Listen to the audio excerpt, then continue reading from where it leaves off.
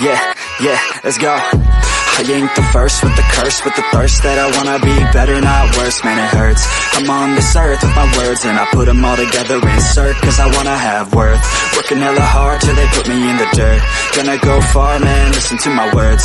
Gonna be a star, man, life's like a blur. When you're working this hard till you get what you deserve. Yeah, I ain't. What's up, guys? And today I have some Fortnite gameplay for you while I'm uploading this. So this will be what if Deku had Kamanari's quirk part 2. So basically what's going on now is they're going to the USJ.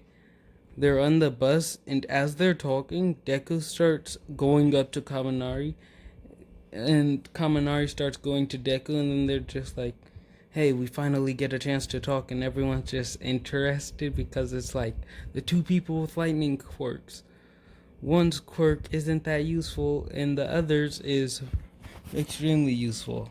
So Deku asks Kamanari, why does he use his quirk the way that he does? Kamanari's like, how are you so good at using your quirk? And they say these at the same time, so they both catch each other off guard.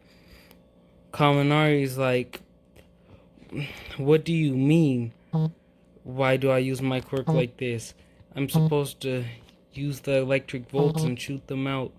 And then Deku's like, yeah, but why don't you keep your quirk on? Turning it on and off could put too much stress on the body.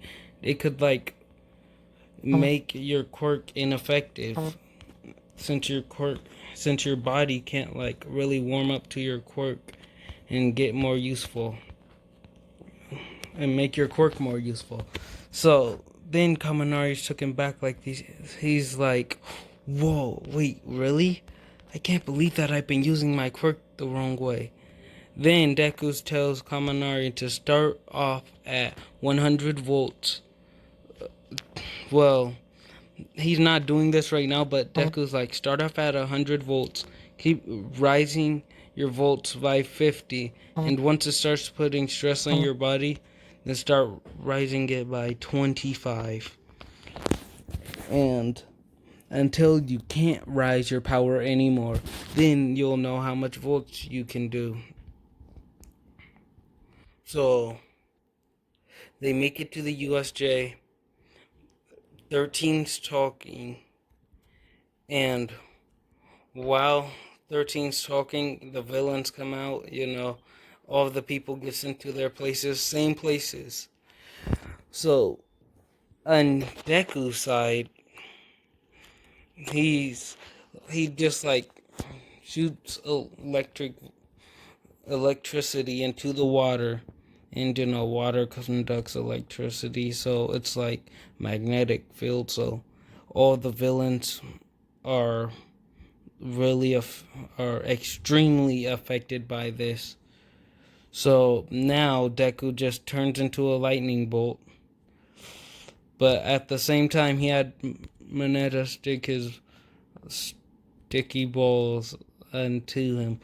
It just doesn't feel right saying that, but anyways, he did that, and he like turned into a lightning man after that. So then Mineta and Asui just stepped on the sticky balls, and then they were sticking to Deku, so Deku just flew over to where Bakugo was immediately. And Bakugo's just ready to fight, because explosions +1 for all, it's going down. So Bakugo and Todoroki are doing what they were doing before, except for Bakugo's way more explosive. Todoroki actually actually trains inside this, because he wants to be able to stay caught up with the other two, but he sees that they're slowly drifting apart. Well, actually, it started out slow, but now they're like drifting apart really, really fast. the more he sees their power. And on Kamanari's side, he starts off at 100. Then he starts rising his power, and since he's been since he hasn't been doing this before, he's not gonna be as far as Deku. Deku has 17,000 volts. I'm gonna give Kamanari 2,000. Yeah, cause that seems right. That seems about right. So Kamanari against the other dude with lightning, whatever. Yeah, that fight goes down pretty much the same, except for Kaminari's actually way more useful in distracting the dude so that Momo could get the cloak thing to get rid of the dude. And un and over there with the Nomu, Deku like sees the Nomu and Bakugo and Todoroki. So then they all just start charging at the Nomu and Shigaraki because they know that they're the bosses. But they think that Nomu's just a pet, which he is pretty much. So they are like really trying to catch Shigaraki. And well, Nomu gets in their way and 19%. Okay. Yeah, Deku's pretty good at 19%. One for all. Bakugo, he's pretty good with his percentage too. And how strong Todoroki is, yeah, Todoroki's pretty strong, but not quite close to the other two. So they just like start attacking, and they all attack at once, and Bakugo's explosions with one for all is really deadly. Deku's lightning attacks and his overcharge ability, where he exerts more volts, which he does twice as much volts as normal. So it's like Kaminari, how he like exerts too much volts, except for it doesn't last quite as long as Kaminari because he's doing like millions of volts, and Deku's just doing twice as much. So it lasts 30 seconds, and he wouldn't be able to use as much volts for the rest of the fight. He wouldn't be able to use 19,000 volts for the rest of the fight. He'd only be able to use half his power. So he'd be at 9,050 volts. And Bakugo uses like his super explosion thing and with one for all, and then he just like does the biggest explosion. And Todoroki doesn't use his fire side yet, so he's just like sitting there, just doing him, trying to see if he could help in any way, and trying to keep the villain on the ground with ice, which really isn't helping that much. So after this, they barely do anything to the Nomu. So, well, wouldn't say barely, but they do something, just not enough damage to the Nomu.